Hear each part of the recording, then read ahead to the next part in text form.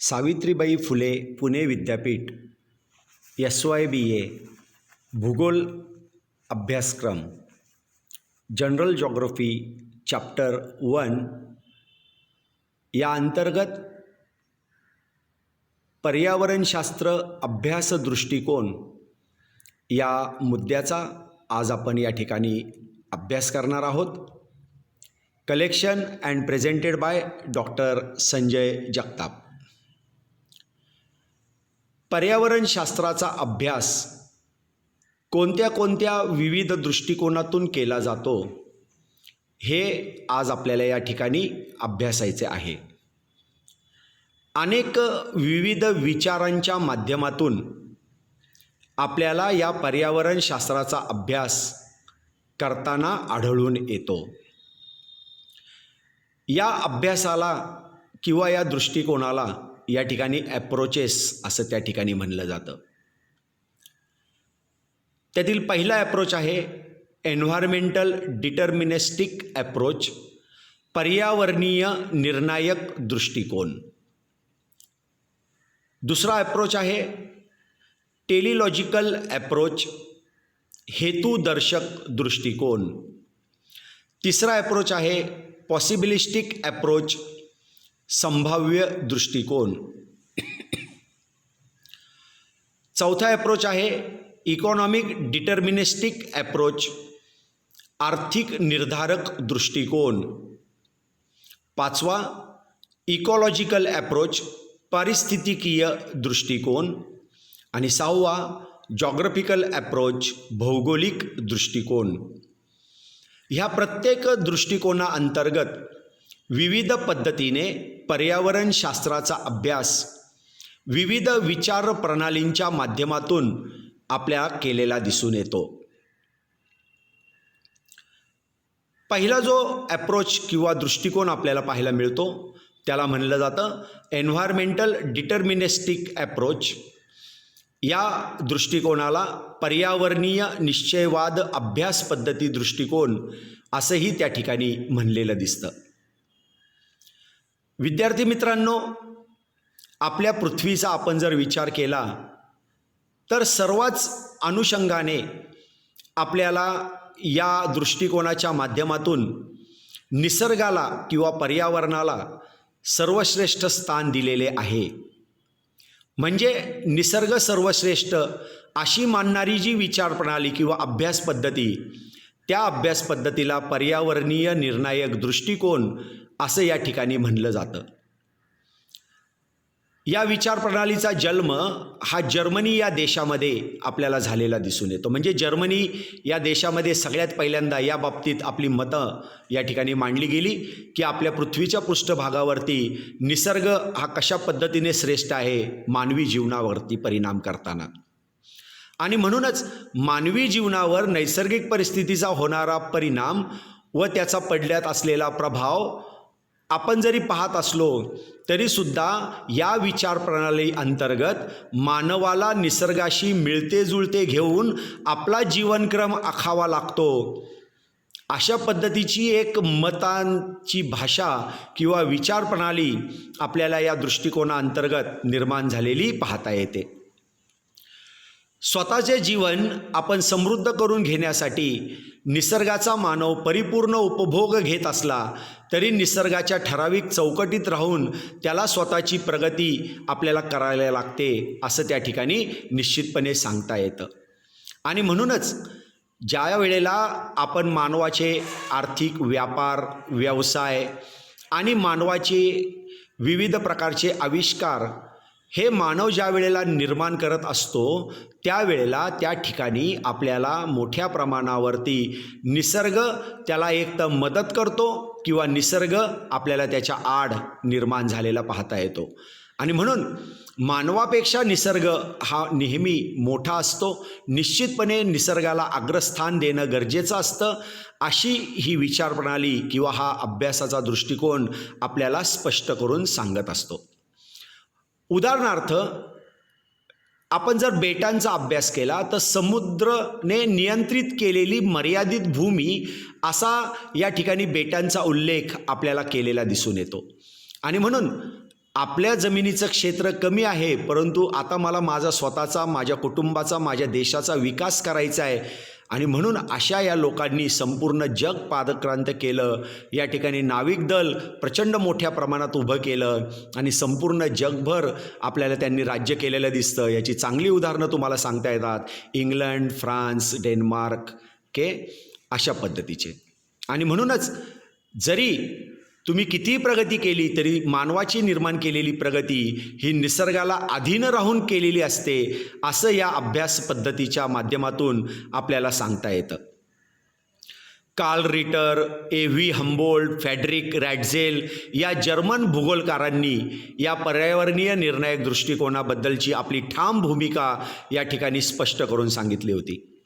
ह्याच्यामध्ये Alexander von Humboldt यांनी याबद्दलचा कॉस्मॉस हा ग्रंथ या ठिकाणी लिहिलेला आहे. परंतु कुमारी एलेन सॅम्पल या अमेरिकन भूगोलकारांनी, ही एक महिला होती, हिने हाच दृष्टिकोन त्या ठिकाणी मांडण्याचा प्रयत्न केला आहे की निसर्ग हा सर्वश्रेष्ठ आहे, मानव हा निसर्गाचा दास आहे, निसर्ग बाप आहे तर मानव मुलगा आहे आणि मानवाने निसर्गाच्या पुढे जाण्याचा कधीही प्रयत्न करू नये, तर यास निसर्ग आपल्याला अडथळा निर्माण करतो. अशा पद्धतीचं परखड मत ह्या कुमारी एलेन चर्चिल सॅम्पल यांनी या ठिकाणी मांडण्याचा प्रयत्न केला. हिप्पोक्रेटस हिरोडेटस यांनी मानवी जीवनावर प्राकृतिक रचना, हवामान व जलप्रणाली यांचा प्रभाव पडतो, परंतु हवामानाचा पडलेला प्रभाव हा निश्चित महत्त्वाचा असतो, असंही या ठिकाणी आपल्याला या विचारप्रणाली अंतर्गत स्पष्ट केलेलं पाहता येतं. आणि म्हणून उष्णकटिबंधात राहणारी माणसं आणि समशीतोष्ण कटिबंधात राहणाऱ्या माणसांच्यामध्ये आपल्याला फार मोठा फरक पाहायला मिळतो. उष्णकटिबंधातील मानवी समुदाय हा सुस्त आणि आळशी असतो, कारण की त्या ठिकाणचं उष्ण वातावरण त्या ठिकाणी मानवाला सुस्त आणि आळशी बनवतं. परंतु समशीतोष्ण कटिबंधीयातील थंड वातावरण मात्र माणसाला उत्साही या ठिकाणी राहताना दिसून येतं. आणि म्हणूनच तुम्हीसुद्धा बघा, उन्हाळा या ऋतूमध्ये आपल्याला थोडी सुस्तता आलेली असते की आपल्याला मरगळल्यासारखं वाटतं, परंतु हिवाळा या ऋतूमध्ये मात्र आपण नेहमी फ्रेश असतो. आणि म्हणजेच हवामानाचा मानवावरती पडलेला प्रभाव देखील आपल्याला एक अत्यंत महत्त्वाची भूमिका या ठिकाणी पार पाडताना दिसून येतो. या विचारप्रणाली अंतर्गत किंवा दृष्टिकोनाअंतर्गत आपण असंही सांगू शकतो, मानवाने कितीही मोठी प्रगती केली तर काही नैसर्गिक घटनांच्या पुढे त्याला काहीही करता येत नाही. तो हतबल आपल्याला झालेला दिसून येतो.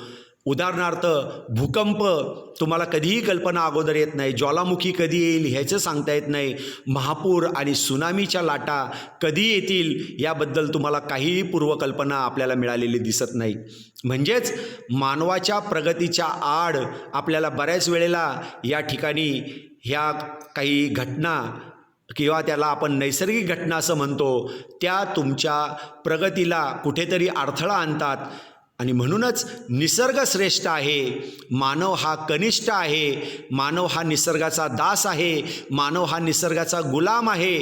अशा पद्धतीची विचारप्रणाली किंवा अशा पद्धतीचा दृष्टिकोन ज्या अभ्यास प्रणालीमध्ये अभ्यासला जातो त्याला पर्यावरणीय निर्णायक दृष्टिकोन असं त्या ठिकाणी आपल्याला म्हणलेलं दिसतं. दुसरा जो दृष्टिकोन आपल्याला पाहायला लागतो त्याला म्हणलं जातं टेलिलॉजिकल अप्रोच, हेतुदर्शक दृष्टिकोन. त्याला दुसऱ्या भाषेमध्ये ईश्वर उद्देशवादी अभ्यास पद्धती दृष्टिकोन असंही काही ठिकाणी म्हणलं जातं. या ठिकाणी ही धार्मिक विश्वासावर आधारित असलेला दृष्टिकोन आपल्याला या ठिकाणी पाहता येतो. काही धर्मग्रंथांमध्ये निसर्गाने निर्माण केलेल्या प्रत्येक गोष्टी किंवा प्रत्येक घटक मानवाच्या उपभोगाकरता आपल्याला असलेल्या दिसतात, असं मत त्या ठिकाणी मांडलेलं दिसतं. निसर्गामध्ये मानव हा सर्वश्रेष्ठ आहे आणि निसर्गातील प्रत्येक घटकांचा उपभोग घेण्याकरता मानवाची निर्मिती झालेली आहे. या धार्मिक विश्वासावर ही अभ्यास पद्धती काम करते. आणि याच कारणामुळे या विचारप्रणालीमुळे उत्तर अमेरिका आणि युरोपियन देशांमध्ये मोठ्या प्रमाणावर साधनसंपत्तीचं उत्खनन या ठिकाणी काढलं जात आहे. या ठिकाणी या विचारामुळे जगात अनेक ठिकाणी त्यांनी वसाहती स्थापन केल्या आणि संपूर्ण जगभर आपल्याला राज्य करताना दिसून येत होते. जगातील अनेक देशांमध्ये विविध साधनसंपदांचं उत्खनन करून त्याचा उपभोग स्वतःकरता घेतला गेला आणि म्हणूनच या ईश्वर उद्देशवादी विचारप्रणालीच्या अंतर्गत आज आपल्याला त्याची काही फळं चाखावी लागता येते. सध्याच्या पर्यावरणामध्ये विविध संकटे आपल्याला निर्माण झालेली आपल्याला पाहायला मिळतात आणि ही संकटं निर्माण होण्याच्या मागे माणसाचा जो स्वार्थी आणि त्या ठिकाणी जो काही एक वेगळ्या पद्धतीचा दृष्टिकोन होता, हा दृष्टिकोन केवळ आणि केवळ या अभ्यास पद्धतीमुळे निर्माण झालेला आहे. कारण की सर्व निसर्गातील वस्तू मानवाच्या उपभोगाकरता आहे. या कारणाने मोठ्या प्रमाणात निसर्गाला ओरबडून घेण्याची प्रक्रिया या पूर्वीच्या कालखंडामध्ये काही देशांच्या मार्फत म्हणजेच उत्तर अमेरिका आणि युरोपियन देशांच्या मार्फत आपल्याला पार पाडली गेलेली दिसून येते आणि म्हणून आज आपला मानवी समुदाय किंवा संपूर्ण पृथ्वी विविध संकटांचा सामना आपल्याला करताना दिसत आहे. या ठिकाणी नैसर्गिक साधनसंपत्तीचं उत्खनन करून या देशांचा पाया, आज या देशांना आपण विकसित देश असं म्हणतो, याचं सगळ्यात महत्त्वाचं कारण म्हणजे या देशांमध्ये उद्योगधंद्यांची भरभराट झालेली आहे आणि म्हणून उद्योगधंद्यांच्या अनुषंगाने अनेक विविध पर्यावरणीय समस्या, मग त्या भू, जल, वायू अशा अनेक विविध पर्यावरणीय समस्या केवळ आणि केवळ या ईश्वर उद्देशवादी अभ्यास पद्धतीच्या दृष्टिकोनामुळे आपल्याला निर्माण झालेल्या पाहता येतात. विद्यार्थी मित्रांनो, तिसरा जो अभ्यास पद्धतीचा भाग आहे त्याला म्हणलं जातं पॉसिबिलिस्टिक अप्रोच, त्याला म्हणलं जातं संभाव्य दृष्टिकोन. पहिला अभ्यास आपण केला डिटर्मिनिस्टिक अप्रोच. आता आपल्याला अभ्यास करायचा आहे पॉसिबिलिस्टिक अप्रोच. याला म्हणलं जातं संभववाद किंवा शक्यतावाद. या अभ्यास पद्धतीचा जन्म फ्रान्स या देशामध्ये झाला. फ्रेंच भूगोलकार विदाल दी ला ब्लाश हे या अभ्यास पद्धतीचे प्रवर्तक होते आणि यांचा जन्म फ्रान्समध्ये झालताच, परंतु त्यांनी ही विचारप्रणालीसुद्धा फ्रान्समध्येच निर्माण केली. म्हणून आपल्या भूगोलामध्ये पॉसिबिलिस्टिक अप्रोच किंवा संभाव्य दृष्टिकोनाला फ्रेंच विचारवादी दृष्टिकोन अभ्यास पद्धती असं त्या ठिकाणी म्हणलं जातं. काय आहे या दृष्टिकोनाच्या माध्यमातून? तर या दृष्टिकोनाच्या माध्यमातून निसर्गाला त्यांनी स्थान दिलेलं आहेच. निसर्ग श्रेष्ठ आहेच, परंतु निसर्गा जरी श्रेष्ठ असला तरी निसर्गामध्ये अनेक वेगवेगळ्या प्रक्रिया करून निसर्गाला बदल घडवून आणण्याची ताकद ज्या मानवी समुदायामध्ये आहे, त्या मानवी समुदायाला आपल्या पृथ्वीवर प्रत्येक गोष्ट शक्य आहे आणि मानव हा सर्वश्रेष्ठ आहे. अशा पद्धतीचा एक विचार प्रणालीचा भाग किंवा अभ्यास पद्धतीचा भाग या संभववाद किंवा शक्यतावाद या अभ्यास पद्धतीमध्ये आपल्याला अभ्यासता येतो. मानव हा एक शक्तिशाली घटक आहे आणि हा शक्तिशाली का घडलेला आहे? तर या मानवाने निसर्गामध्ये बदल घडवले. कुणामुळे बदल घडवले? तर आपल्या विज्ञान आणि तंत्रज्ञानाच्या साहाय्याने अनेक विविध ठिकाणी त्याने प्रयोग केले, निसर्गाला जाणून घेण्याची प्रक्रिया केली आणि निसर्गावरती आपल्याला मात केलेली दिसून येते. निसर्गाशी बऱ्याच वेळेला मिळते जुळते व्यवहार करून त्या ठिकाणी मानवाने निश्चितपणे यश मिळवलं आपल्याला पाहायला मिळतं. आणि म्हणून निसर्गाने जरी मानवाला एक गोष्ट दिली तरी त्यापासून अनेक घटक तयार करण्याची क्षमता आज आपल्याला मानवामध्ये असलेली दिसते. एक अत्यंत चांगलं पुस्तक आहे एक होता कार्व्हर. या ठिकाणी बघा, या कार्व्हरने अनेक घटक या ठिकाणी एका वस्तूंपासून निर्माण केलेले आहेत. तुम्ही सुद्धा जरूर वाचा. या ठिकाणी संभववाद म्हणजे काय, शक्यतावाद म्हणजे काय हे तुम्हाला परिपूर्ण या ठिकाणी जाणून येईल. एक दुसरं छान उदाहरण मी तुम्हाला देतो की निसर्गाने या ठिकाणी ऊसाचं उत्पादन काढलं. जरी ही कृत्रिम परिसंस्था असली तरी या ठिकाणी माती आणि पाणी निसर्गाने दिलं आहे, त्यातून आपण ऊसाचं उत्पादन काढतो. परंतु एखाद्या गाईच्या किंवा बैलाच्या समोर तुम्ही ऊस टाकला तर त्या ठिकाणी तो फक्त खाण्याचं काम करेल. परंतु मानवाने आज आपल्या उद्योगधंद्यांच्या माध्यमातून, विज्ञान आणि तंत्रज्ञानाच्या माध्यमातून या ऊसापासून गूळ तयार केलेला आहे, साखर तयार केलेली आहे, काकवी तयार केली आहे. ऊसाच्या चिपाडापासून तो बगॅस तयार करत आहे उष्णतेकरता आणि राहिला पार्ट या ऊसाच्या मळीपासून तो अल्कोहोल आणि दारूसुद्धा तयार करत आहे.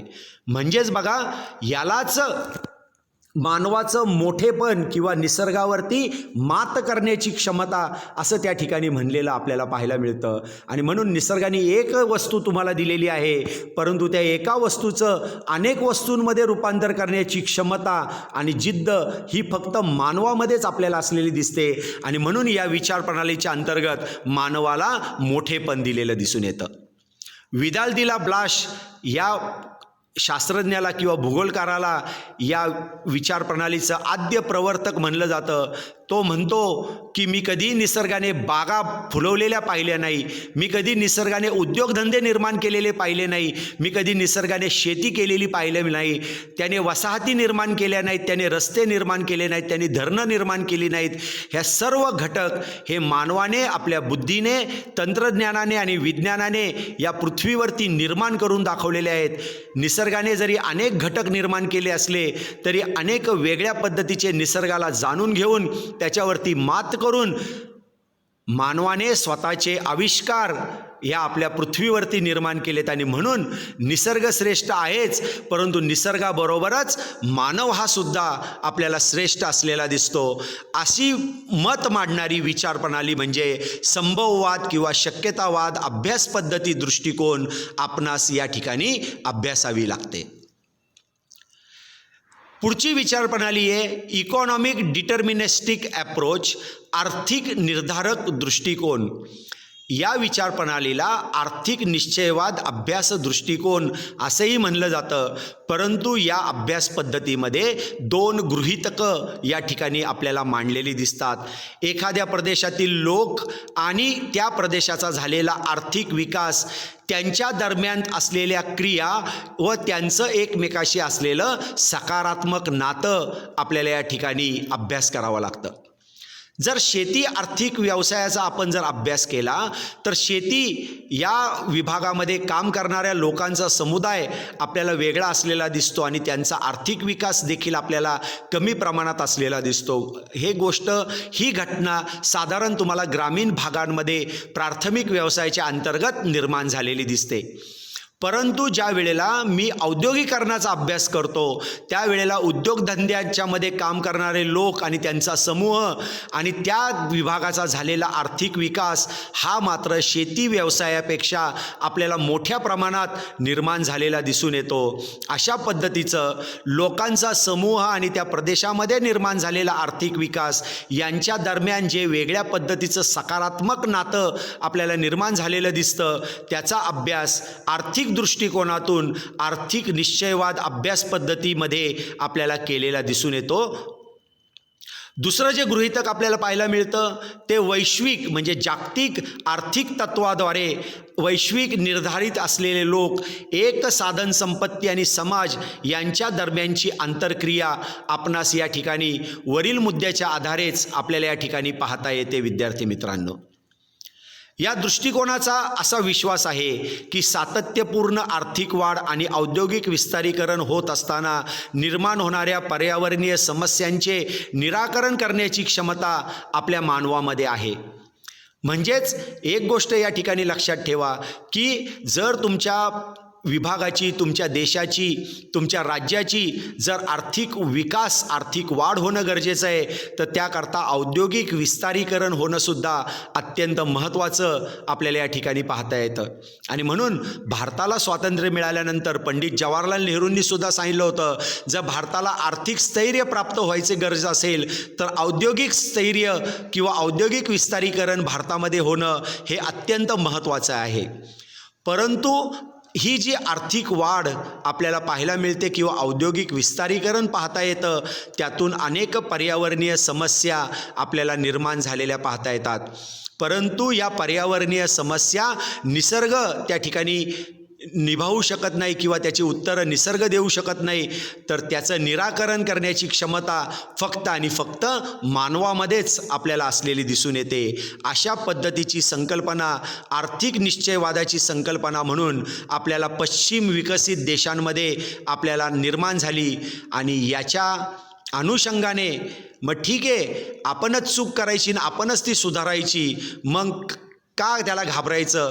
अशामधून विकसित देशांच्यामध्ये नैसर्गिक साधनसंपत्तीचं मोठ्या प्रमाणात नियमितपणे उत्खनन आपल्याला होत जाताना दिसून येतं आणि त्याच्या अनुषंगाने प्रचंड मोठ्या प्रमाणात अजून वेगवेगळ्या पद्धतीच्या पर्यावरणीय समस्या आज आपल्याला निर्माण झालेल्या दिसतात. विद्यार्थी मित्रांनो, पुढचा जो दृष्टिकोनाचा पार्ट आहे त्याला म्हणलं जातं इकॉलॉजिकल ॲप्रोच, पारिस्थितिकीय दृष्टिकोन. आपण मागच्या वेळेलाच अभ्यास केला होता की पारिस्थितिकीय म्हणजे काय. तर या विभागामध्ये पर्यावरणाच्या अभ्यासामध्ये मानव आणि पर्यावरण म्हणजेच निसर्ग यांच्या सहसंबंधाचा अभ्यास आपल्याला या ठिकाणी करता येतो. मानवाने जर निसर्गाला जाणून बुजून जर त्रास देण्याचा प्रयत्न केला तर निसर्ग पलटवार केल्याशिवाय त्या ठिकाणी राहत नाही. परंतु जर मानव आणि निसर्ग यांचे सहसंबंध सलोख्याचे असतील तर मात्र निसर्ग त्याच्या प्रगतीच्या कधीही आड येत नाही, हे आपण निश्चितपणे या ठिकाणी सांगू शकतो. आणि म्हणूनच एका बाजूला प्राकृतिक पर्यावरण तर दुसऱ्या बाजूला जीवसृष्टी, आणि ही जीवसृष्टी म्हणजे प्रामुख्याने मानवी समुदाय यांच्या दरम्यातील नाते व संबंध याचा अभ्यास पर्यावरणाच्या या प्राकृतिक पारिस्थितिकीय अभ्यास पद्धती दृष्टिकोनामधून आपल्याला केलेला दिसून येतो. मग हा अभ्यासक्रम काय सांगतो आपल्याला की नैसर्गिक आणि पर्यावरणाशी नाते जोडताना मानवाचे नाते त्याबरोबर सहजीवी पद्धतीचे असले पाहिजे. ह्याचं सगळ्यात महत्त्वाचं कारण, मी जर एखाद्या भिंतीवर हळूवार थापड मारली तर माझ्या हाताला झिंझिण्या येत नाही, परंतु त्याचबरोबर मी जर ते एखाद्या भिंतीवरती जर जोरात थापड मारली तर त्या भिंतीला त्रास होत नाही, कारण की त्याला वेदना अजिबात नसतात, कारण की ती निर्जीव वस्तू आहे. परंतु मी सजीव असल्यामुळे माझ्या हाताला मात्र प्रचंड मोठ्या प्रमाणात झिंझिण्या आल्याशिवाय राहत नाही, माझ्या हाताला दुखापत झाल्याशिवाय राहत नाही. म्हणूनच आपण ज्या वेळेला निसर्गाशी नातं जोडतो ते सहजीवी पद्धतीचं असणं, निसर्गाला जाणून घेऊन निसर्गाच्या कलाने तुम्ही तुमचं जीवन जगणं हे अत्यंत महत्त्वाचं असतं. असा अभ्यास आपल्याला ही पारिस्थितिकी अभ्यास दृष्टिकोन शिकवण्याचा प्रयत्न करते. परंतु परत एकदा या ठिकाणी मानव हा स्वार्थी असून त्याने जे निसर्गावर दडपशाही जी चालवलेली आहे, या दडपशाहीच्या भूमिकेमधून तो नेहमी निसर्गावरती अत्याचार करत असतो, हेही सांगायला ही पारिस्थितिकी अभ्यास पद्धती दृष्टिकोन विसरत नाही. आता या ठिकाणी आपण वरती जे पाहिलं की जीवसृष्टी, मी तुम्हाला सांगितलं जीवसृष्टी म्हणजे मानवसृष्टी असा त्यातला अर्थ आपल्याला घेतलेला दिसून येतो. कारण की या जीवसृष्टीमध्ये असलेल्या वनस्पती, जीवसृष्टीमध्ये असलेले ससा, काळवीट, वाघ वगैरे सारखे जे प्राणी, हे हत्तीसारखे प्राणी पर्यावरणाचं काय प्रचंड मोठ्या प्रमाणात नुकसान कधीच करत नाही. परंतु पर्यावरणामध्ये आपल्या या जीवसृष्टीमध्ये मानव हा अतिशय हुशार आहे आणि तो या जीवसृष्टीचं स्वतःहून नेतृत्व न सांगता नेतृत्व करतो. ज्या पद्धतीने आज अमेरिकेचं आपण उदाहरण घेतो, अमेरिका बलाढ्य ताकद आपल्याला पाहायला मिळते आणि म्हणून नाही तिथं तो नाक खुपसत असतो. एखाद्या देशाचा प्रश्न निर्माण झाला, त्याने अमेरिकेला बोलवलं नाही तरीसुद्धा अमेरिका स्वतःहून त्या देशामध्ये जाते, हां आम्ही येतो ना तुमच्या मदतीला, काय तुमचे प्रॉब्लेम आम्ही सॉल्व्ह करतो ना. या पद्धतीने पुढारपणाची भाषा आपल्या पृथ्वीवरती कोण करतंय? इतर जीवसृष्टीतल्या कुठल्याही प्राण्यापेक्षा मानवाने या ठिकाणी जीवसृष्टीचं नेतृत्व या ठिकाणी आपल्याला केलेलं दिसून येतं. परंतु त्याने ह्या जीवसृष्टीचं नेतृत्व करताना नैसर्गिक साधनसंपत्तीचा सुद्धा योग्य पद्धतीने वापर करावा, पर्यावरणीय व्यवस्थापन चांगल्या पद्धतीने पालन करावं. म्हणजेच ही जी आपली पृथ्वी आहे, ही एक आपली पृथ्वी फक्त मानवाच्या बापाची नाही आहे, तर आपल्या ह्या पृथ्वीवरती वनस्पती आणि इतर जे छोटे मोठे शाकाहारी, मांसाहारी, हिंस्र श्वापदं आपल्याला जी पाहायला मिळतात, या सर्वांच्या मालकीची आपली ही पृथ्वी आहे. आणि म्हणूनच या ठिकाणी पर्यावरणीय व्यवस्थापनाचं पालन चांगल्या पद्धतीने व्हावं, त्याबद्दल अत्यंत योग्य धोरणं राबवावीत की ज्या धोरणाच्या माध्यमातून सर्व प्राणीमात्रांचं, सर्व सजीवसृष्टीचं कल्याण होईल. अशा पद्धतीचा अभ्यास दृष्टिकोन ही पारिस्थितिकी अभ्यास पद्धती आज आपल्याला मांडताना दिसून येते. आणि म्हणूनच ज्या वेळेला ह्या समस्या निर्माण आपल्याला झालेल्या दिसतात, यात मानवाचंच नुकसान आपल्याला पाहता येतं आणि या नुकसानीमध्ये मानव आणि पर्यावरण यांच्या सहसंबंधातून निसर्गाची जेवढी आपल्याला कमीत कमी हानी होईल याचा अभ्यास प्रामुख्याने या अभ्यास पद्धतीमध्ये निश्चितपणे केला जातो. निसर्गाचं संतुलन राखण्याकरता मोठ्या प्रमाणात आपल्याला प्रयत्न करताना आढळून येतो. आणि सर्वात शेवटी जो आपल्याला भौगोलिक दृष्टिकोन पाहता येतो त्याला म्हणलं जातं जिओग्राफिकल या ठिकाणी ॲप्रोच.